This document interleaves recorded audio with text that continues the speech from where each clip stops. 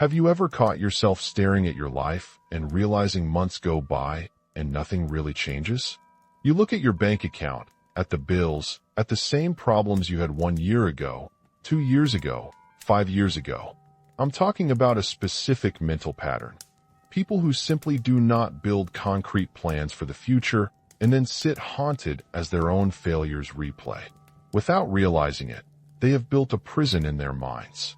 Today I'm going to deliver a precise and brutal diagnosis of that psychology because I learned something fundamental. It's not bad luck, it's not the government, and it's certainly not a lack of opportunities. It's a mental mechanism that keeps people trapped in a cycle of passive observation of their own lives. I'll show you exactly how this type of mind programs failure, how the universe simply mirrors that lack of direction, and most importantly, how to begin to break that cycle of passivity so you can finally create a life that moves forward. The question is simple. Do you recognize in yourself this inability to plan concretely for the future and then watch, almost as a spectator, your life unfold without your active participation? If you do, stay with me. I'm going to take this apart like a clinician. I'm going to be harsh, but I will also offer the way out. The first step is to see the pattern clearly. And that is where we start. But before I dissect the pattern, we need to map the scene I just described in detail. How do these people really see themselves? How do they explain their lives? That is what I unpack next. That opening scene looks small. A tired scroll through a bank app, a shrug at another unpaid bill, a toast with friends while your goals stay quiet on a note in your phone. But the scene is not small at all. It is the surface of a pattern. And patterns are predictable. Once I began to look at enough lives like this, I stopped seeing accidents. I started seeing a script. When I diagnose someone like this, I don't begin with sympathy. I begin with questions. What do you tell yourself about planning? What stories have you learned about money and time? How do you explain other people's success? The answers are not neutral. They are the outline of a habit that shapes every choice you make, even the ones you call spontaneous. On the outside, these people like to wear a moral badge. They say, I live in the moment, or I refuse to be tied down by rigid plans. Sometimes they call themselves realistic. That last word is a favorite. Realistic is safe. Realistic hides fear. Realistic is a public alibi for private avoidance. But when I watch their actual behavior, the story falls apart. They delay major decisions until the last minute. They don't know what they truly earn or spend. They rarely talk about the future beyond a few weeks. Ask them about 5-year goals, and they answer with phrases like, be happy, or have stability. Vague, emotional, non-measurable. Here is the truth I have to tell you. The contradiction is vicious. They believe they're free from the stress of planning. In reality, they are imprisoned by the scarcity that lack of direction creates. Their supposed freedom becomes the shackle that keeps them in the same place. Let me be concrete. A friend I treated as a client told me, I don't want to live like everyone else, planning life into numbers. She'd say that in a cafe, with her phone full of notifications, not a single calendar reminder for her own projects. The idea of planning felt like surrender. But what she surrendered to was not freedom. It was drift. You have to see the difference between a philosophy and a psychological mechanism. Philosophies are chosen. Mechanisms are learned. Mechanisms repeat. And this one repeats with frightening efficiency. When I trace it backward, the pattern has at least 3 layers. The first is the image the person projects outward. The second is the private narrative they repeat to themselves. The third is the automatic habit that runs their behavior. All 3 reinforce each other. The projected image keeps the private narrative safe. The private narrative eases immediate discomfort. And the automatic habit guarantees the same result, month after month. Let me show you each layer. The image they project is often moral. I don't want expectations, they say. I don't want to be disappointed. It sounds noble. It also functions as a defense. If you don't plan, you can't be judged for failing a plan. If you don't set goals, you can't be accused of chasing the wrong dream. This image protects them from accountability. Inside, the private narrative is kinder to the ego. It whispers, I'm different. I won't be fooled by chasing money. I don't need to conform. Sometimes it takes a spiritual tone. The universe will provide at the right time. Other times it takes a moral tone. I won't sell my soul for money. Those phrases are comforting. They also remove urgency. They give the brain permission to avoid the hard work of choosing. Finally, the automatic habit is the most dangerous. It looks like, I'll do it tomorrow, or I'll start when things calm down. That habit shows up as postponement when a bill arrives, as a half effort at a job application, as a pattern of impulsive purchases followed by guilt. It is a procedural loop that has been rehearsed enough times to run without conscious supervision. I want to be clear, this is not just laziness. It's not even primarily willpower. It is an architecture of thought and feeling. It is built from early narratives about scarcity, risk, self-worth. It is sustainable because it gives short-term relief. When checking your account leads to panic, postponing the solution provides immediate calm. Avoidance is reinforcing. There is another layer most people miss. The person who refuses to plan often has a private, paradoxical superiority. They tell themselves they're pure or creative because they don't sell out to spreadsheets. This moral superiority functions as a screen. It hides anxiety, and it hides responsibility. So what does that look like in real life? I will pull 3 small scenes from different lives I've seen. In each, watch for the same dynamics: image, narrative, habit. Scene 1, the late-paying freelancer. She signs contracts, delivers work, then avoids invoicing for days. When clients ask, she apologizes and blames busy energy. Her outward line is, I hate chasing people. Inside, she tells herself that asking for money is awkward and petty. The habit? She delays the invoice until a month passes. Then she convinces herself she'll be paid eventually. Result: inconsistent cash flow and a constant low-level stress that looks like creative temperament. Scene 2. The mid-level employee who scrolls job boards every weekend and applies to nothing. He says, the market is bad. He watches others get promoted and tells himself the world is unfair. The internal story is, if I apply now and fail, it will prove I'm not good. The habit is to research roles and rehearse statements without ever submitting an application. Outcome: 2 years of missed raises and the justification that timing wasn't right. Scene 3. The person who wants a relationship but waits for a magical ready moment. He installs dating apps, chats, but never sets a date. He tells friends, I want to be stable before I bring someone into my life. Inside, the story is, if I'm not perfect, I'll lose them. The habit is avoidance at first vulnerability. 5 years later, he has a list of reasons why it's complicated. In all 3, the immediate payoff is emotional: relief from fear, avoidance of discomfort. The long-term cost is financial, relational, spiritual. The same script keeps running. The more it runs, the more it writes proof into reality. Proof that planning doesn't work, or that people like me don't change. The person reads those outcomes as confirmation. The cycle becomes self-evident. You might think this is a modern problem. It is not. It is ancient. Our minds are wired to avoid immediate pain. The issue emerges when the avoidance becomes the identity.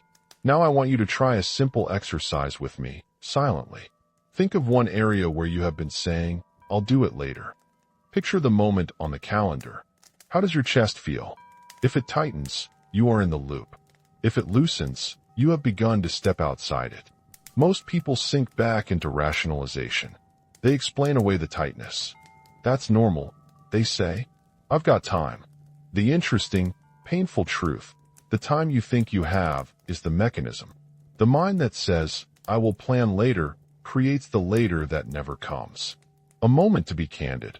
I have seen real tragedies of this pattern. I once worked with a man I will call Mark. He was 45 and arrived in my office exhausted and furious. He had built a career around figuring things out when needed. He had a small savings habit. These near misses are not trivial. They are the compound interest of the pattern. Missed opportunities add up, not in a dramatic, explosive way, in a sneaky, cumulative way. If you want to take responsibility, the first task is to recognize the small betrayals you commit to yourself. The second task is to stop the rationalizations. Saying, "I'm spontaneous," when you're avoiding discomfort is not noble. It's an avoidance strategy posing as identity. Now, I need to pause and ask you something as I would in a spoken room. If you are finding this useful, if this cuts something open for you, do me a favor. This channel is new and the work is important. If you can, subscribe and help us reach 1,000 subscribers. Leave a comment with your city or country. That small action is exactly the kind of tiny, concrete step that creates momentum. Thank you. And now back to the diagnosis. Let's talk about the rhetoric that keeps this pattern alive. There are 4 common narratives people use to justify not planning. Each of them sounds reasonable. Each of them hides a cost. Narrative 1. Plans kill creativity. This voice imagines a life led by improvisation as inherently freer. The person believes that structure constrains inspiration. The hidden truth: lack of structure often means reactive living. Creativity can flourish within constraints. Structure doesn't kill imagination, it channels energy. The person who refuses to plan because they don't want to be boxed in is often boxed in by the outcomes of not planning. Narrative 2. I'm protecting myself from disappointment. This is the fatalist posture. It protects the ego. If I don't expect much, I'll never be hurt. But the paradox is brutal. By lowering expectations, you also lower the chance of achievement. Low expectations can save you from pain in the short run. They also build a life of small, avoidable regrets. Narrative 3. The universe will provide. Some people rely on a metaphysical shorthand to avoid responsibility. They say they are spiritual or tuned into signs. The risk here is subtle. Spiritual language can displace practical action. If you believe the universe will deliver without your clear intention, you abdicate the role you must play in asking and moving. Narrative 4. I'm waiting until I am ready. This one is nearly universal. People wait for readiness as if it were a predictable external state. Readiness is not a state you find. It is a muscle you build. Acting before perfect readiness trains competence. Each of these narratives is honest, in a small way. Each is also a trap. They function as the public-facing explanation, while the private story is often fear. Fear of failure, fear of vulnerability, fear of being judged. The narratives are a social costume for that fear. So what does the contradiction look like in the long run? People who tell themselves these stories often keep their finances precarious. They fail to negotiate salaries. They avoid budgets not because numbers are scary, but because measurements force a choice. When you measure, you must decide. When you decide, you risk being wrong. So avoiding measurement becomes a strategy to avoid decision. The deeper cost is not just money. It's identity. Over time, the person's sense of agency shrinks. They begin to identify as someone who never gets over hurdles, or someone who always tries but doesn't succeed. Those identities are self-reinforcing. They make it harder to attempt the first concrete step because any attempt that fails will be used as evidence of the identity. Let's be frank. This pattern programs the universe to be indifferent. The world responds to clarity. When you are clear about what you want, you notice opportunities differently. When you're vague, possibilities that might fit are passed by because you don't recognize them as relevant. The universe doesn't punish you for vagueness. It simply mirrors back the signal you send. Vague signal, vague returns. I want you to imagine 2 people in the same market. Person A has a written 1-year plan with numbers and dates.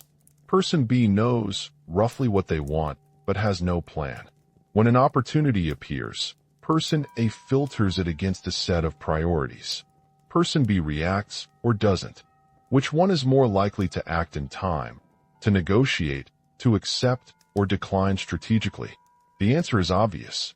Yet many choose to be person B because it feels less risky in the moment. There is an important moral angle here. I am not advocating for an obsessive spreadsheet life. I'm arguing for the discipline of authorship. Planning is the act of authorship. It is saying, I will write a draft for my life, and then I will revise. Without a draft, you are at the mercy of other people's plots. That is the price most people pay quietly. Now I will point to a second true story. This one is about a woman named Anna. She grew up in a family where money discussions were a source of shame. She became an artist and often said, "Money kills art." She avoided pricing her work. Over time, she took jobs that paid just enough to survive.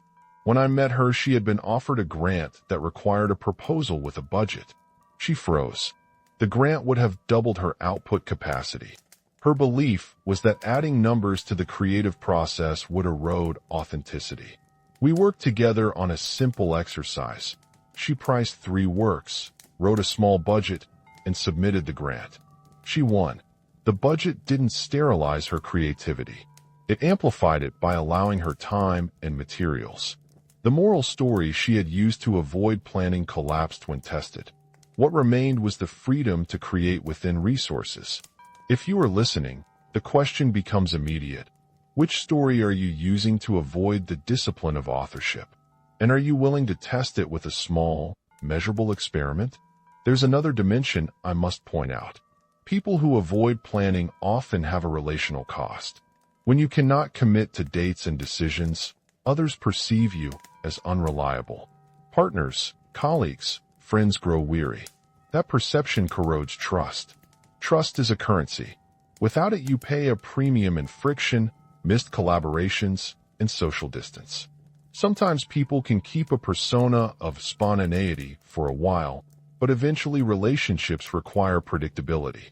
Not planning becomes a relational tax. We have talked about images, narratives, habits, near misses, moral cover, financial consequence, relational cost. There is one final structural observation before I hand you off to the next section. This pattern is not uniform. People wear it differently. Some are charming and late on everything. Others are rigidly principled but avoid one crucial thing, the future. This difference matters because it determines the way out. In the next section, I will map the most common internal types, the faces this pattern wears. I will describe their day-to-day moves, their root beliefs, and the particular traps they set for themselves. If you think you are just one kind of avoider, prepare to be surprised. You probably show up as 2 or 3, and identifying which faces you display will let you pick the first, precise action that breaks the loop. So ask yourself now, which moments in your life have been, "I'll do it later"? Be honest, because the next step is naming the subtype you fit into. Once named, change becomes a much simpler engineering problem. Are you ready to see those faces? I said the pattern wears different faces. Here are the 4 I see most. I order them from socially acceptable to the quietly destructive. You will likely recognize one. You might recognize parts of 2 or 3. That is normal. Patterns mix. First, the chronic procrastinator. By appearance, this one is the most common. They buy productivity books, install task apps, and follow planners on social media. They love the idea of organization. They collect tools like badges. But the core habit remains: tomorrow. A day in the life of the chronic procrastinator looks ordinary. They wake up and plan to do the plan later. They scroll through emails and feel a familiar knot when seeing a money-related subject line. They open 3 tabs about budgeting and then close them. Every evening they tell themselves they'll start Monday. New bills arrive. They underpay or postpone.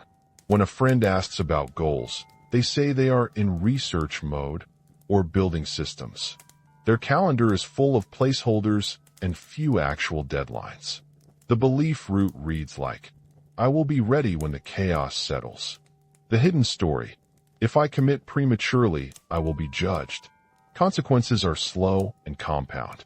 Missing deadlines becomes identity. Raises are not negotiated. Small debts are carried month to month.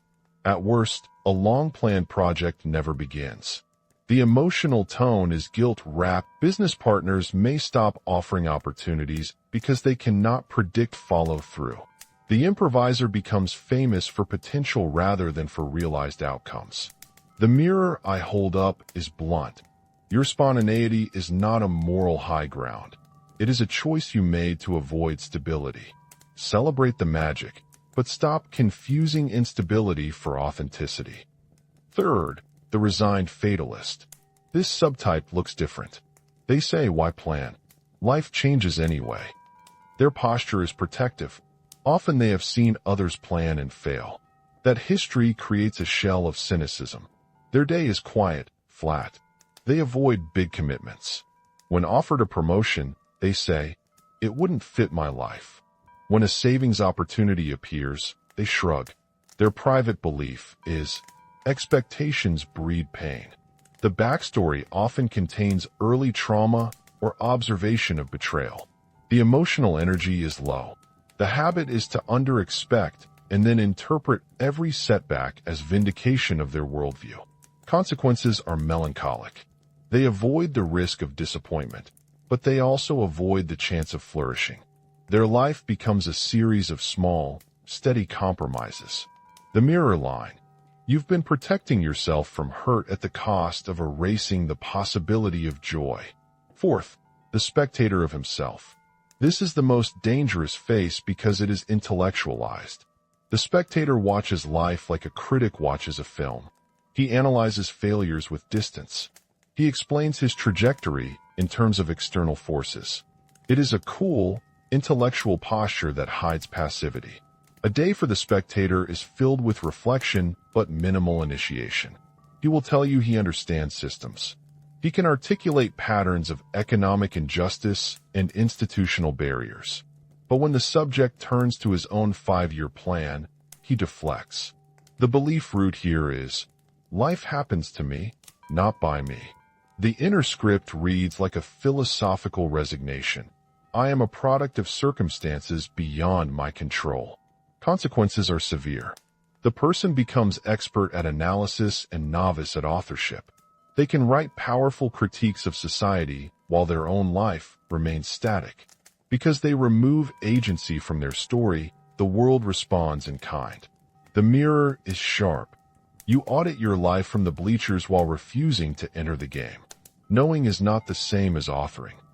Now, for each type, I will extend the portrait with a more detailed 24-hour microfilm, a phrase you can repeat to test whether that description is you, and one targeted micro-action that breaks the pattern. Procrastinator microfilm. Morning ritual is half-baked. They wake up, make coffee, open the to-do app, but get distracted by emails. Lunch is spent on research about productivity. Evening includes a binge on learning solutions videos. Sleep with regret. Phrase to test. Tomorrow is when I become disciplined. Micro-action. Schedule one non-negotiable 30-minute block in the next 48 hours titled Plan, 90-Day Money and Career Snapshot. Commit to no phone during that block. That single scheduled block interrupts the pattern by converting procrastination into a contained experiment. Improviser microfilm. Morning is unplanned. They respond to impulses. A sale at a boutique is an excuse to spend. A last-minute gig gets accepted purely on charisma, not rates. They feel alive but scattered. Phrase to test. I thrive without plans. Micro-action. Create one simple condition for opportunities, for example. I will not accept freelance work without a minimum 24-hour reflection unless the fee is higher than X. That tiny constraint forces a minimal pause and protects the project lifecycle. Fatalist microfilm. They begin the day with low expectations. They avoid calendars. They may smoke or drink to pass time. Decisions require exceptional prompting. Phrase to test. If I don't expect, I cannot be disappointed. Micro-action. Set one measurable expectation for 30 days that is tiny but meaningful, e.g., I will transfer $50 to savings every week. If the face of disappointment appears, note it and continue the action. Consistent small expectations retrain belief. Spectator microfilm. Mornings are hours of reflection and reading. They intellectualize problems. They cultivate an inner monologue of critique. Phrase to test. I understand the forces that shape me. Micro-action. Make one decision today that has personal consequence, e.g., call to schedule a professional meeting or send a project proposal. The goal is to convert analysis into a consequential act. Each micro-action addresses the exact failure point of the subtype. The procrastinator lacks initiation. The improviser lacks constraint. The fatalist lacks small commitments. The spectator lacks engagement. Targeted micro-actions shift the machine rather than trying to overpower it. Now let me trace how a person can move between subtypes over time. Someone might begin as an improviser in youth, brimming with risk tolerance. After repeated setbacks, they might become a fatalist, convinced planning leads to hurt. Or someone who starts as a procrastinator may intellectualize and become spectator as a protective move. The psychological transitions matter because they change the language we need to break the pattern. You cannot simply tell a fatalist to be bold. You must rebuild trust gradually. I want to offer 2 stories of transformation now.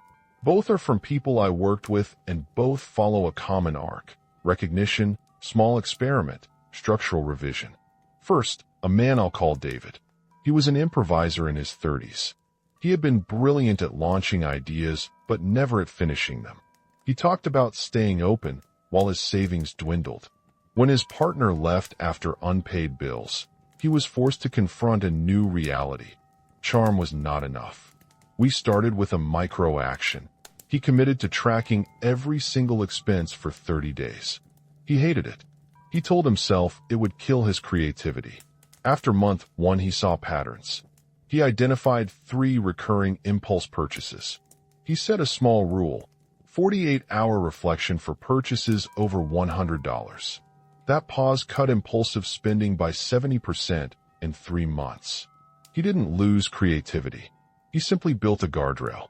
Over a year, his increased savings allowed him to hire an editor for a book he cared about. That book found an audience. The guardrail didn't kill his art. It financed it. Second, a woman named Laura who embodied the spectator. She was an academic, brilliant in analysis, always explaining the larger systems at work. She felt small in personal matters.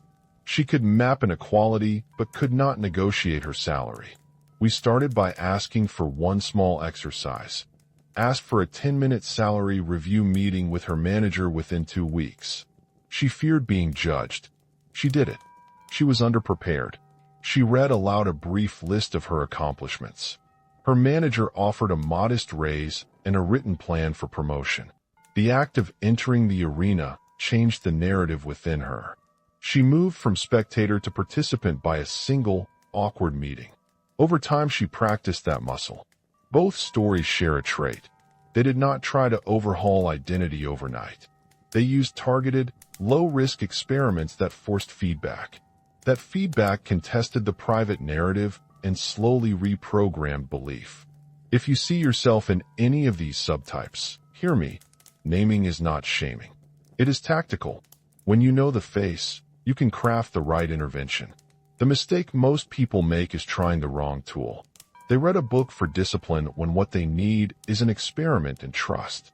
Or they attend a planning workshop when what they really require is a 48-hour purchase rule.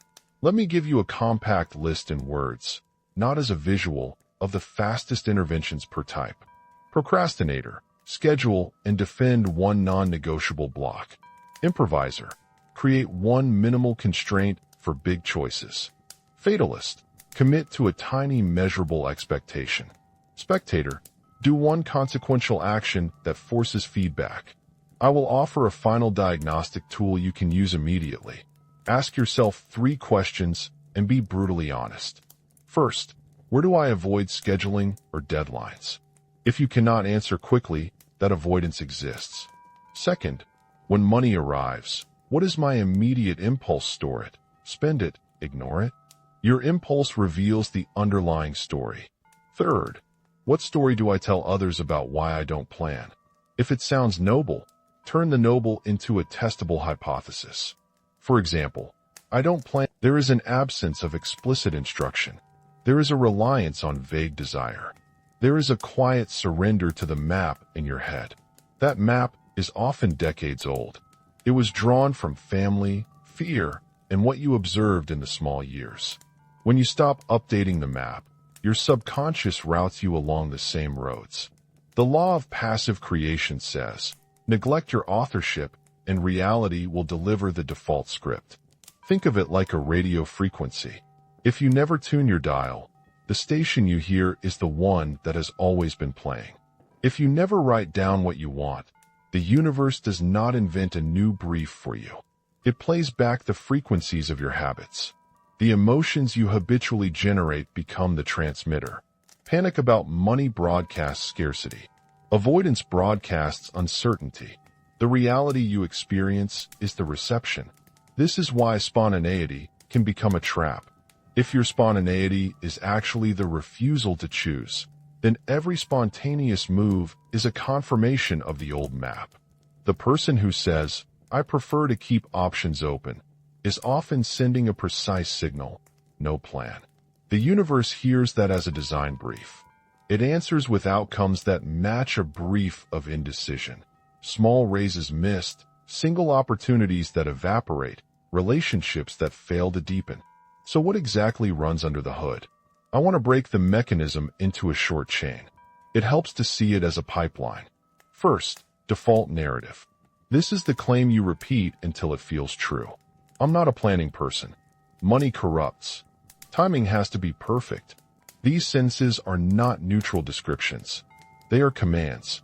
The mind treats them as operating instructions. Second, emotional thermostat. That narrative calibrates your emotional responses.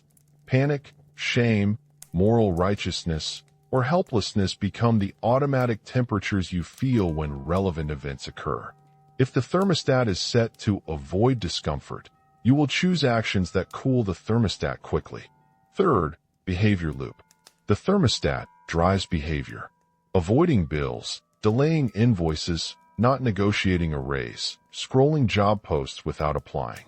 The behavior is not random. It is optimized for short-term emotional relief. Fourth, environmental feedback. The world responds to behavior. Late invoices create cash flow problems. Avoided negotiations block raises. Missed dates produce relationship distance. This feedback becomes evidence and reinforces the original narrative. Fifth, consolidation of identity. As the loop repeats, the narrative ossifies into identity. I'm broke because I don't plan. I always fail because that's what happens to people like me. Identity sustains the loop without conscious choice. The law is complete. Passive internal programming yields passive external life. I want to offer a concrete, close-up example. Imagine two men in the same city, same skills, same industry. One writes a simple one-year plan. 3 goals, 3 numbers, weekly milestones. The other keeps a mental wish list. I'd like to get better clients. Both pass the same opportunities. The first filters them through priorities. He accepts, negotiates, or declines with purpose. The second reacts, procrastinates, or ignores. Over months, the difference compounds. The universe did not hand one man success and the other failure by whim. It handed back what each had clearly asked for, one through deliberate signals, the other through vague hope. Here is a truth that upsets people. Clarity is not a moral failing. Setting a number for a year is not selling out. It is a request. The universe does not grant metaphors. It grants specifics dressed as action.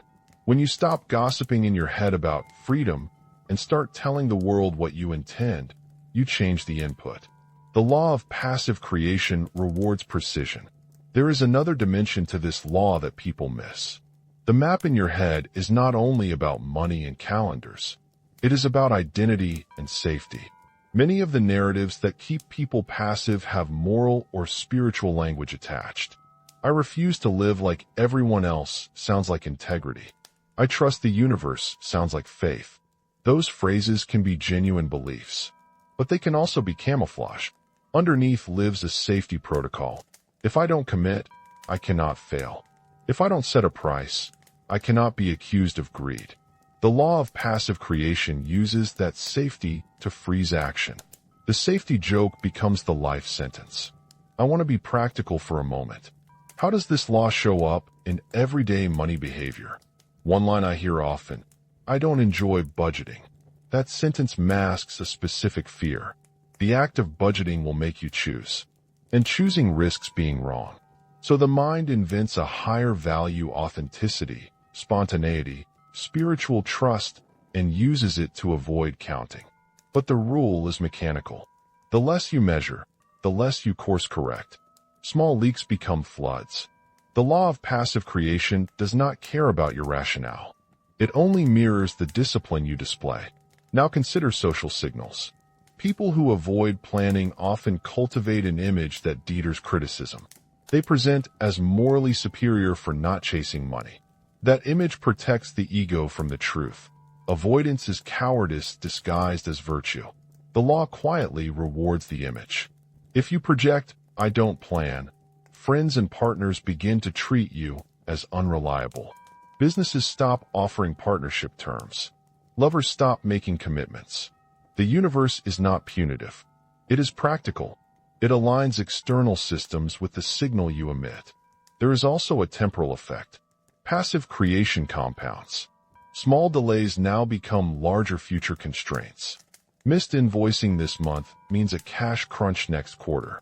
Avoiding a conversation about kids becomes a relationship rupture years later. The law works like compound interest. The repeated absence of direction creates an accelerating debt of opportunity. That acceleration is what turns frustration into crisis. You may be thinking, isn't there luck? Of course, random events happen, but luck interacts with signal. When you are clear, you notice lucky fits and act. When you are vague, you overlook them. An opening arrives disguised as inconvenience. The person with a plan sees the opportunity as a step. The passive person sees it as noise. The law isn't cruel. It is simply feedback on the clarity of your broadcast. Let me be explicit about agency. The law of passive creation does not remove free will. It describes why an action feels automatic. You are always choosing. The problem is the choice architecture you built unconsciously. The remedy is to change that architecture. Replace vague doctrines with specific intents. Replace moral slogans with measurable experiments. The law will then respond to a new frequency. Finally, a short, harsh statement I say to clients who hide under spiritual language. Faith without authorship is not trust. It is abdication. If you sincerely believe a generous reality exists, then do the simple work of aligning yourself to receive it.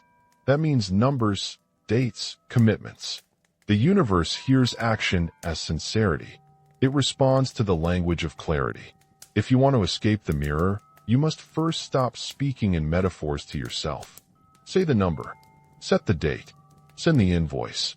The law of passive creation will not be silenced by good intentions. It will only be rewritten by clear instruction. But recognition is only the beginning. Understanding the law answers a what question. The next question is how the self-reinforcing cycle runs in real time. How does a single avoided email become a decade of small losses? That is what I will show next, the living, turning loop of self-sabotage that plays this law out, moment by moment. The machine I described does not operate in a vacuum. It runs on loops. I call it the self-sabotage cycle. It is short, efficient, and invisible until it has done real damage. The loop starts with discomfort and ends with evidence that confirms your original belief. The hazard is that every loop makes the next one slightly easier. It becomes habitual. Let me walk you through the gears. Stage 1. Sensation. You feel the twinge when you check your bank app or when someone mentions promotion.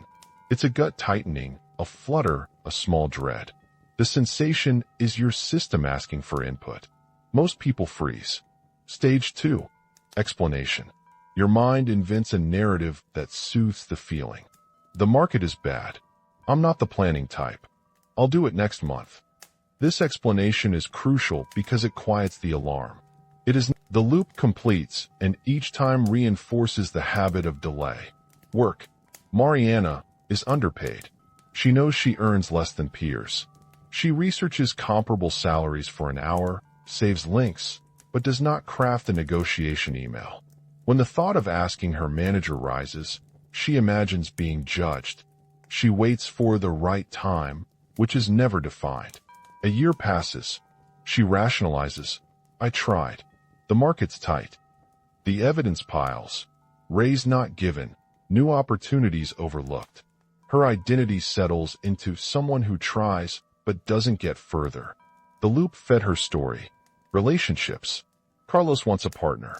He sets up a dating app. He chats. When the conversation could become real, he fears exposing his imperfection. He delays setting a time to meet. He tells himself, I'll wait until I'm more stable. Years tick by. He watches friends pair off. In his mind, the universe is conspiring. In reality, avoidance performed the conspiracy. The cycle transformed a fear of rejection into a proof that relationships don't work for people like him. Notice how emotion always seeks escape.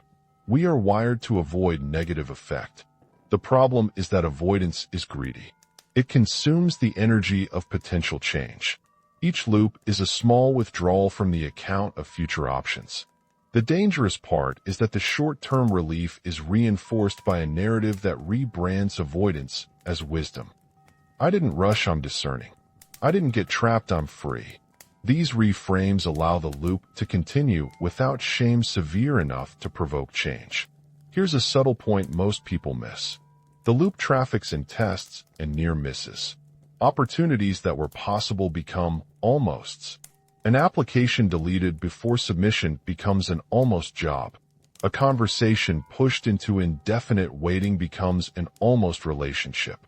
The almost feels like a pronounced experience of life without consequence. Yet almosts are the slow poison. They create a ledger of potential that never converts to claims. Over years, your balance of almost becomes the major line item of regret. There is also an interpersonal cost that accelerates the loop.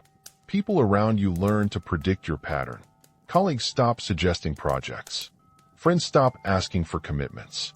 Partners interpret avoidance as unreliability. Social systems start to exclude you from opportunities that require trust. The loop becomes not only internal but structural. The world adapts to your signal by reducing its investment in you. That reduction strengthens your narrative again. The feedback is merciless. I want to shift to a deeper mechanism, confirmation bias. Each time the loop resolves, your brain stores the resolution as data. I didn't plan, it failed. Brain updates. Planning isn't worth it. Brain stores that as rule. Over time, the rule ossifies. The person moves from habit to identity. Once identity forms, the loop no longer needs conscious permission. It runs on autopilot because identity feels safer than change. Now consider what happens when you attempt to break the loop with willpower alone. Most people try a dramatic, all or nothing fix. They declare, from Monday I'll budget like crazy, and then collapse after a week. Why? Because willpower addresses behavior, not the thermostat. The emotional reward structure is unchanged. The old narrative waits in ambush. Willpower is a short-lived signal that the universe hears and ignores once consistency is absent. The cycle resumes, now with one more item in memory. I failed to change. Failure becomes further evidence for the law. That explains why micro-experiments work better than grand declarations. Small, measurable changes create new feedback loops that update identity in manageable increments. If Joao schedules one non-negotiable 30-minute block to draft a simple 90-day snapshot of his money and defends it, he experiences a new signal. He notices a small relief after action. That relief is different, it's grounded in competence rather than avoidance. If repeated, those small wins rewiring the thermostat and slowly reprogram the narrative. Let me be explicit. The loop is not about morality. It is about reinforcement. If your current pattern gives you immediate emotional relief and later cumulative pain, you will keep doing it. The question is which signal you choose to make habitual. The loop is always looking for a pattern to strengthen. Teach it to seek the right one. There is an escalation path within the cycle I must warn you about. The longer the loop runs, the more the external world tightens constraints. That is why midlife collapses are common. The system has been compounding small debts, financial, social, emotional, until the margin disappears. Then something breaks. A savings account hits zero, a relationship ends, a health issue becomes urgent. The shock is not random. It is the natural conclusion of repeated passive creation. The loop doesn't stop because you notice the pattern. It stops because the system runs out of buffer. At that moment, the person faces a fork. They can double down on the narrative, now it's hopeless, or they can reinterpret the collapse as information. Collapses are brutal but honest. They strip away rationalizations. They remove illusions of there is time. They force a decision. Either continue to be the spectator or become the author. The choice is the hinge between decades of repeats and a new trajectory. If you are hearing this and recognize yourself in one of these loops, do not misinterpret that recognition as shame without remedy. The loop is powerful but not invincible. The entry point to break it is always small and public enough to register new feedback. A scheduled 30-minute block, a 48-hour rule for purchases, a one-time meeting request. These are the shims that stop the mechanism long enough for a new pattern to start forming. The key is to understand the loop's appetite. It eats small, immediate relief and excretes long-term cost. If you can redirect the appetite, give it short-term relief in the form of competence, clarity, and small, repeatable wins, the cycle will reorient. But you must be surgical. Grandiosity fails. Steadiness wins. There is one more piece. People often ask, how long does it take to rewire? The honest answer, long enough that you must treat this like training a muscle. Short-term bursts of willpower are like lifting heavy weights once and expecting a marathon result. Micro-actions repeated with discipline are the progressive overload that builds the new identity. The loop will push back. Expect resistance. Expect relapses. The difference between relapsing and returning to the old script is whether you interpret a setback as proof or as data. If you treat it as data, you are halfway to breaking the cycle. Right now you might feel a rising alarm or a quiet ache. That sensation is the same one that begins the loop. The difference is that you could choose a different next move. You could choose a micro-action that produces a different kind of feedback. How many times have you chosen the old escape because it was easy? How many times have you wanted to choose differently but didn't know which small move would actually change things? If you want answers, the next part will scare you and save you at once. The loops I described often explode into one decisive collapse. In the next section, I will show the anatomy of that breaking point, how the accumulated loops become a crisis, and what the precise moment of clarity looks like for those who manage to turn it into a doorway. The moment of breaking is not cinematic. It is often perfectly ordinary until it is not. It is a last bill that cannot be paid, an overheard conversation, a doctor's note, a partner who finally says, "I can't wait," or simply the sickening look at a decade gone by. It arrives as a collapse because the passive pattern has been compounding silently. When it breaks, the person feels not only practical loss, but moral humiliation. They saw themselves as different, or spiritual, or realistic. Now the mirror shows a ledger of unkept promises to themselves. That is the most brutal part. The betrayal is internal. I remember Mark clearly. He was 45 and furious at the world. Not at first, though. The first thing he felt was numbness. He'd built his life on figuring things out when needed. He was proud of his improvisational dexterity. Then one Tuesday, he could not cover the mortgage. He called his partner. She had already been waiting. She had been waiting for plans, for a conversation, for a shared decision. She left. Mark sat in my office and sobbed the way people sob when the storyline they've been using to survive finally shows its price. He said, I thought I was waiting. The difference between despair and clarity is small and specific. The person shifts from a posture of explanation to a posture of authorship. How does that shift begin in practice? It usually starts with naming. In my sessions, the first real change occurs when someone says the sentence out loud. This is my pattern. I have been repeating it. Naming is not punishment. It is diagnosis. It makes the loop visible. Once visible, the loop can be interrupted. Naming is a small, brutal act of authorship. The second thing that helps is micro-experimentation. After naming, people often want to overhaul everything. Don't. The brain resists grand shifts. The architecture that created the passive life was built piece by piece. It needs to be deconstructed the same way, incrementally. Pick one small, public, measurable action that forces feedback. For Mark, it was humiliating at first. He had to call his partner and ask for a week to gather facts and present a plan. That call was awkward. It was honest. It was the first act of authorship he had made in years. His partner did not return at once, but she noticed the fact of action.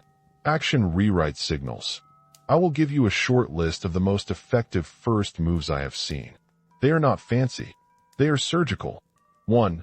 Schedule one non-negotiable 30-minute block in the next 48 hours titled Plan, 90-Day Money and Career Snapshot. Defend that block. No phone. No excuses. The goal is to produce a single sheet that describes current reality and 3 clear next steps. The sheet is a signal to yourself and to the universe. 2.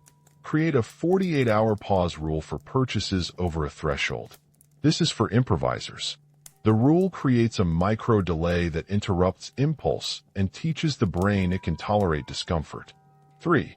Send one concrete proposal or meeting request you have been considering. Small public actions generate accountability. The aim is not perfection. The aim is initiation. 4.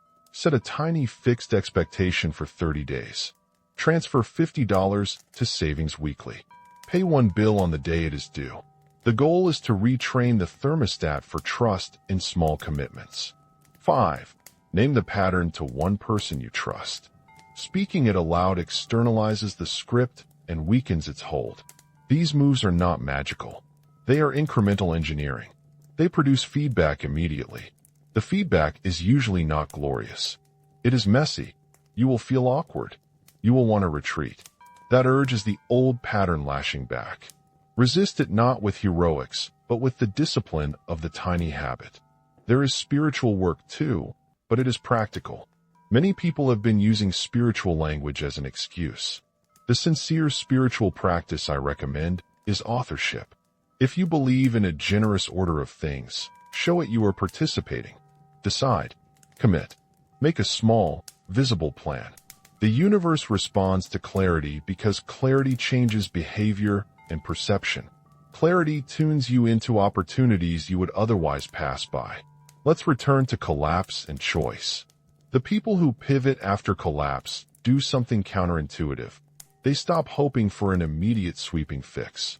Instead, they demand brutal honesty and a sequence of tiny proofs. They begin to test assumptions. They write down beliefs like, I will never be good with money, and treat them like hypotheses. Then they run micro-experiments to test hypotheses. Hypothesis testing is the opposite of passive creation. It is active interrogation of your story. 2 short stories show this in action. Anna, the artist who feared money would kill her art, was offered a grant that required a budget. She froze. Her belief was that numbers would sterilize creativity. We turned that belief into a test. She priced 3 pieces, wrote a budget, submitted. She won. The budget did not kill the art. It funded it. The collapse for Anna had not been financial ruin. It was the slow suffocation of opportunity by a protective belief. The budget became a doorway. David, the improviser, started by tracking expenses for 30 days out of sheer necessity after his partner left. He hated the practice. but the data revealed predictable leak points. He set one rule: no purchases over $100 without a 48-hour pause. That one rule changed his cash trajectory within months. The guardrail did not suffocate his creativity. It enabled investment in what mattered. If you are following, you should hear a large, unsettling truth. Real change requires both humility and stubbornness. Humility to admit the pattern. Stubbornness to repeat small acts until identity rewrites. The collapse is the spark. The sustained small acts are the fire that follows. There is an additional truth that compounds the urgency. In our social world, time is not always generous. Opportunities have windows. Health and relationships have timing that is not infinitely malleable. The longer you wait in passive mode, the narrower those windows become. That does not mean you cannot turn things around. It means that timidity has a price you will eventually have to accept. The cost is not just money. It is the life you defer. If you are sitting with the weight of that, do not let it become paralysis. Use it as a compass. The moment of breaking is painful because it shows you the real cost of the old pattern. Use that clarity as a lever. The first lever is decision. The second is immediate public action. The third is a sequence of tiny, measurable experiments. The rest is patience. In the next section, I will lay out a new operating pattern. I call it authorship consciousness. It is not philosophy. It is a set of practices that rewire desire and decision. If you have reached the breaking point, the steps I will give next will not promise miracle. They will promise work and results that compound. The question you now face is simple. Are you willing to exchange the comfort of maybe for the discomfort of decide? The answer will determine whether the collapse was an end or a beginning. I will not pretend the solution is spiritual fluff. The new pattern I ask you to adopt is concrete and mechanical. I call it authoring consciousness. It is a posture and a practice. It demands you stop seeing yourself as an observer and start seeing yourself as the writer and director of your life. That sentence sounds simple. Living it is not. So let me translate it into precise moves you can actually do, starting today. The first shift is positional. Instead of saying, "Life happens to me," say aloud, "I decide." Say it the first time with a little tremor. That tremor is useful. It shows something is waking up. You are not pretending to be omnipotent. You are simply refusing to be passive. The voice in your head that says, "It's hopeless," will object. It will call your decision naive. Keep saying it until the voice has to find a new argument. Next, we need an operating rule that replaces grand vows. Grand vows fail because they ask the nervous system to do something it has not been trained to do. So we begin with micro-experiments. Micro-experiments are small, measurable acts that produce feedback quickly. The goal of each experiment is not perfection. The goal is information. If a college professor asked you to produce data about your habits, what would you hand him? A day, a week, 30 days of controlled trials where you tested one variable. That is the mindset. I give you a ritual that behaves like a lab protocol. I call it the 3 screens. It is not mystical. It is a simple engineering tool that reconfigures attention. Screen 1. A candid inventory of your present reality. Put numbers and facts, not excuses. Screen 2. A clear picture of where you want to be in 1 year. Numbers, dates, conditions. Screen 3. The first 3 actions required to begin shifting from screen 1 to screen 2. That is it. No visions, no long manifestos. 3 sheets, visible and revisited daily for 2 minutes. The work is to defend those 2 minutes. Why 2 minutes? Because the brain accepts ritual when the cost of refusal is trivial. 30 minutes invites resistance. 2 minutes is a fissure. It becomes a repeated signal. Stopping that repetition is harder than doing it. Repetition builds muscle. It rewires the default. Each of those 3 actions must be public in a tiny way. Make one of them an action that you announce to another person. The public element is essential. The old pattern feeds on secrecy and self-justification. Public action creates accountability. It creates a social friction the internal voice must now overcome. Now let me translate this into examples that are painfully ordinary. If your money is a mess, your first 3-screen session might look like this. Screen 1 lists a 2-week experiment where you do not apologize for asking for what you need. These are violent to the old habit, and that is their value. I must caution you against heroics. People who try to overhaul everything at once relapse fast. Willpower is an adrenaline sprint. Micro-experiments are endurance training. You are not proving your worth. You are collecting data. Every day you do the ritual, you produce a different kind of feedback. Instead of the brain registering, "I avoided," and soothing itself, it registers, "I acted."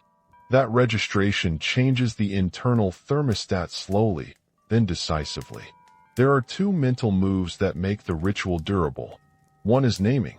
Say, "This is my pattern of delay." Say it to one person. Naming is diagnosis. It strips away the romance that disguises avoidance. The other move is reframing failures as data. If you miss a 30-minute block, ask, "What stopped me? What small change would remove that barrier next time?" Do not narrate failure into identity. Do not add, "I failed, therefore I am a failure." Treat setbacks as calibration. You must also make the experiments visible to time. A 90-day horizon is the minimum I recommend for a first suite of micro-experiments. 90 days is long enough to produce signal and short enough to feel like something you can commit to without grand promises. At 90 days you can look back and say, honestly, whether the tiny acts changed anything. If they did, continue. If not, change the experiment. Now, the spiritual piece. I know many have used spiritual language as a shield. I'm waiting on the universe. I'm letting go and trusting. Those are often polite ways to avoid responsibility. Authorship is the spiritual practice I endorse. It is not about control. It is about engagement. It is about choosing to align your inner map with a clear set of actions. Spirituality without authorship becomes a moral vanity that lubricates avoidance. Let me give you 2 short stories that show how tiny tests convert into identity shifts. Anna, the artist, feared budgets would ruin her work. We turned the fear into an experiment. Price 3 pieces, write a simple grant budget, and submit. She lost the first application. She tweaked numbers, clarified outcomes, and won the second. The winning was not magic. It was feedback that contradicted her belief, numbers kill art. The belief changed because the experiment supplied a new story. Mark, who came to me at 45 after foreclosure loomed, started with a humiliating first act. He called his partner and said, "I will gather the numbers and present a plan in 7 days." The call was awkward. It was also the first public act of authorship in years. The partner did not instantly restore trust, but she noticed the difference.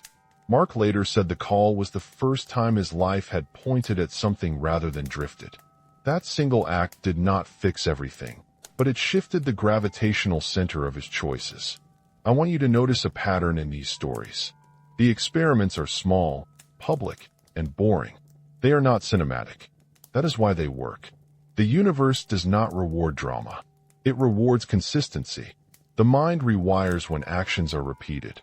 Identity follows behavior, not the other way around. There are a few protocols that make micro-experiments resistant to sabotage. 1. Make them measurable. Vague intentions create escape routes. 2. Make them non-negotiable for a short window. Declare, for 90 days, this block is sacred. Then enforce it with a social accountability anchor. 3. Choose the smallest effective dose. If your nervous system rebels at 30 minutes, do 15. The point is repetition. You will encounter resistance. Expect it and plan for it. The resistance is the old thermostat fighting the new setting. When you feel the urge to revert, ask one calibrated question. What is the smallest action I can take right now that produces useful feedback? Do that. Repeat. If you do not, the old loop will regenerate stories to justify inaction. If you do, you strip the old loop of nourishment. Finally, let me be blunt about time. Change is slow enough to be invisible until one morning it is obvious. The thermostat does not shift in a day. It shifts in repeated days. If you are stingy with practice because you want immediate proof, you will never give the new pattern the time it needs. If, instead, you commit to the ritual and defend 2 minutes each morning, you will begin to notice small but unmistakable responses from the world. So start tonight. Place 3 sheets on your nightstand. Write them. Read them tomorrow morning for 2 minutes. Tell one person what you are doing. That small chain of acts creates a different kind of signal. The next part will show how those tiny signals accumulate into visible changes. Different choices, different opportunities, different relationships. The change will not be dramatic at first. It will be steady, and steady wins what willpower loses. In the next section, I will describe what the new trajectory looks like in ordinary life, how decisions shift, how money behaves, and how relationships respond when you stop being a spectator and begin to author. What happens next is quieter than you expect and more powerful than you fear. When you adopt the ritual and the posture I described, life begins to rearrange itself in small, measurable ways. The first thing that changes is your inner climate. Anxiety used to be a signal that you avoided. Now anxiety becomes information that you can act on. That subtle swap alters how decisions feel. Choices that once looked like cliffs become manageable steps. That feeling is the hinge of real change. Let me picture 3 scenes that will be familiar. First, a money scene. You used to avoid your bank app. Now you have a Friday ritual. 2 minutes checking 3 numbers balance, next due, and the week's discretionary total. That 2-minute habit does not solve your finances overnight, but it does something more important. It trains you to face reality without narrative. You learn the difference between feeling and fact. When an unexpected expense appears, you no longer default to catastrophic storytelling. You look at numbers, adjust one small rule, and keep moving. That small competence compounds. Second, a career scene. Before, an email about a role made you breathe shallow and scroll away. After authoring practice, you block 90 minutes to respond. Not heroic, strategic. You draft a concise case for why your experience matters. You send it. You follow up. There will be rejections. There will be dead ends. But compared to your prior script where the email lived as a fantasy that never turned into action, these small acts produce outcomes. Opportunities that looked like miracles in the past now look like consequences of steady practice. Third, relationships. The old pattern created almost conversations that never crossed thresholds, dates that dissolved into another time. The authoring posture turns a chat into a question. When can we meet? You set a time. You show up. You risk small vulnerabilities. Some of those attempts will feel clumsy. Good. Clumsy is preferable to a ledger of almosts that become regret. These scenes show what I call signal clarity. When you repeat micro-actions, the world treats you differently. Colleagues start to trust that you will deliver the small things. That trust invites bigger asks. Friends start to include you in plans that require reliability. Partners notice that you are not only talking about change, you are producing it. The signals you send are now consistent. The universe, or simply social reality, begins to respond. There are practical habits that embody this shift. One is the 48-hour rule for medium-sized choices. If you intend to spend above a threshold, say $100, wait 48 hours. Use that pause to consult your Screen 2 goals. Does the purchase move you there? If yes, buy. If not, let it go. The pause trains impulse control without moralizing it. You are not a bad person for wanting the thing.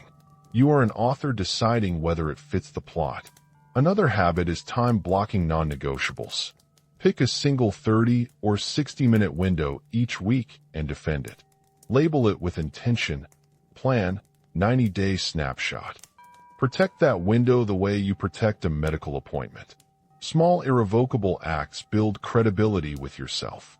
Credibility is the currency that pays for larger choices later. Let me tell you about David. He walked in furious, telling me he hated tracking. He started with contempt. But after a month of the 48-hour rule and a weekly 30-minute cash review, he called me. His voice was quieter. He had moved from overdraft to a small buffer. His partner returned after months of tension, not because of anything dramatic. There is a secondary effect that surprises many. Curiosity about future possibilities increases. When you practice authorship, you stop fleeing the future. You begin to imagine plausible paths that include specific steps. That imagination is not fantasy. It is a planning muscle. It grows when you test and measure. You start to see forks where you previously saw a single, inevitable path. I must be honest. Not every experiment succeeds. Some projects fail. Some relationships do not mend. That is part of the work. You will collect failure as data, not as gospel. Failure teaches you about constraints and assumptions. Experiments are hypothesis tests. You form a belief, you run the test, you update. If you have ever done anything scientific, you know this is how understanding advances. Treat your life like that. There is also a social economy to consider. The world invests trust incrementally.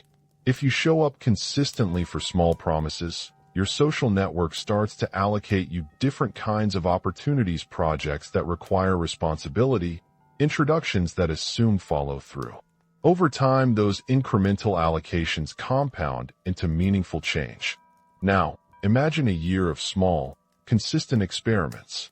Imagine 52 Fridays of a 2-minute account check, 52 weekly 30-minute planning blocks, a 90-day run of the 48-hour rule.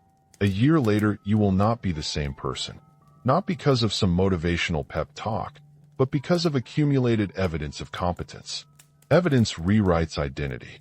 Let me pause and give you another real story. Anna, the artist, repeated a performance similar to this for 2 years. She layered financial experiments onto creative experiments. She priced work deliberately. She tracked commissions. The money did not remove her fear, it clarified it. With clarity came choices. She turned down one gallery that wanted to exploit her and negotiated a better deal with another. She was able to say no to shortcuts that once looked like survival. The result was not an overnight boom. It was a more sustainable career and less identity-costly compromises. We must be candid about relapse. You will go back to old comforts sometimes. When you do not treat it as moral failure. Treat it as information. Ask, what triggered the retreat? What boundary would have prevented it? Then design a micro-experiment to reduce that trigger. The difference between relapse and reversion is meaning. If you interpret a setback as proof you cannot change, you will be trapped. If you treat it as data, you iterate. There is also a larger truth. Windows close. Some opportunities have timing that is not infinite. Health declines. Relationships evolve. The longer you wait, the narrower the options become. That is not meant to terrorize you. It is meant to sharpen your appetite for action. If you want different results, you must accept the cost, the discomfort of decision. That cost is payable in small, regular installments. As signals shift outward, you notice other people respond. Colleagues start to ask your opinion. Friends start to invite you in. You are offered tasks that assume reliability. Those offers are not evidence that you now deserve everything. They are evidence that you are different from your past self. That difference opens new trajectories. Finally, the inner experience changes. Instead of living always half ruined by future worry, you begin to feel a new kind of pride. It is a quiet pride, not bragging. It feels like quiet competence. You will sleep differently, not because problems vanish, but because you stop feeding them with narratives of helplessness. This is not a promise of painless transformation. It requires repetition. It invites boredom. It demands a discipline that feels less glamorous than epiphany, but far more useful. The next part will be short but brutal. I will ask you to face the mirror and decide. I will ask you a set of specific diagnostic questions so you can place yourself in the map I've outlined. Then I will give you an immediate, unavoidable task to perform tonight. It is small, but it is the hinge. Decide now, will you do it? In the next section, I will hand you that task, and explain how to protect it from your old voice.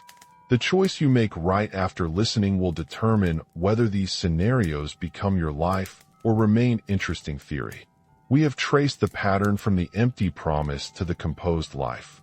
Now I will be blunt and leave you with a closing that does not comfort. If you recognize yourself in this cycle, you are not a victim of cosmic malice. You are an author who has habitually refused to write. That is not a condemnation. It is an actionable observation, and it requires an answer. Answer this. Which of the 4 archetypes fits you right now: procrastinator, improviser, fatalist, or spectator? Be precise. Do not soften the label. Naming does not punish you. It clarifies your starting point. If you hesitate to choose, that hesitation is information. Hesitation is often a mask for the procrastinator who cannot permit a definition because definitions imply responsibility. Next, place yourself in the cycle. Are you normalizing the problem? Are you postponing solutions? Are you in the quiet collapse where buffers are being exhausted? Be again brutally specific. Write one sentence. Today I am underscore. Choose your word carefully. That sentence will be your diagnostic anchor. Now the immediate action I require is simple and impossible to avoid. Tonight, before you sleep, take a sheet of paper and write 3 concrete outcomes you want to see in 90 days. Not wishes. Outcomes. Concrete. Measurable. Example. In 90 days I will have $3,000 in a separate emergency account. Or, in 90 days I will have applied to 5 jobs and scheduled 2 interviews. Or, in 90 days I will have asked a partner for a clear plan about our relationship and set a follow-up date. Make each outcome specific and time-bound. Under each outcome, write the first 3 actions you will take in the next 7 days. Small, public, measurable actions. Under the money outcome, list the first week actions. Create a spreadsheet. Set an auto transfer on Friday. Message a friend that you'll report progress. Under the career outcome, list the first week actions. Block 90 minutes to update your CV. Draft an outreach email. Send it to one contact. Under the relationship outcome, list first steps. Choose the day, write the text, schedule the conversation. These are not heroics. They are consistent, visible motion. Now do something I have insisted on throughout this piece. Make one of those actions public. Send a message. Post it. Tell a friend. The act of saying it publicly will create friction your old pattern cannot easily ignore. If you refuse to tell anyone, ask yourself why. Why hide the smallest attempt at authorship? I also ask you to set 2 rules for the next 90 days. Rule 1 is a measurement rule, a daily or weekly check-in you will do to assess progress. Rule 2 is a friction rule, one small environmental change that makes the old habit harder. For example, switch off save card numbers on shopping apps or unsubscribe from 3 recurring services you never use. Those rules are structural. They change the operating system of decisions. You cannot rely on moral exhortation to maintain them. Here is an honest promise. If you do these small acts, 3 90-day outcomes, 3 actions per outcome for week 1, 1 public declaration, and 2 structural rules, you will not fix everything. But you will have begun to produce different data. That new data will nudge identity. It will purchase, slowly, a different reputation around you. That reputation buys margin. Margin buys options. Options buy dignity. There will be resistance. You will think of reasons to delay. Expect the storyteller in you to manufacture a strategy of delay. When that voice arrives, say this sentence out loud and mean it. I will do one small thing now and judge results later. Make that sentence a ritual phrase that interrupts rationalization. The voice will still generate excuses. Repeat the sentence and act. I will give you 2 final warnings. First, the world is not fair, and some things will not bend simply because you are trying. That does not mean your effort is wasted. Small competence reduces needless suffering and increases structural possibilities. Second, do not confuse micro-action with perfection. The point is to learn, not to perform flawlessly. Mistakes are allowed. Avoidance is not. Now the last piece, accountability. If you are serious, choose one person and tell them what you wrote tonight. Ask them to check in 7 days. Ask them to be blunt. Accountability often feels humiliating, but it is a rare and necessary. If you want more of this kind of practical, uncompromising diagnosis and tools, subscribe and stay. The next videos will take the map deeper and give you more micro experiments to run in different domains. Remember, recognition is only the first step. Most people feel recognition and then harden the old story. Now I know. Nothing will change. Do not be most people. Do one small thing tonight. The universe will notice because you have finally, for the first time in a long while, chosen to send a clear message.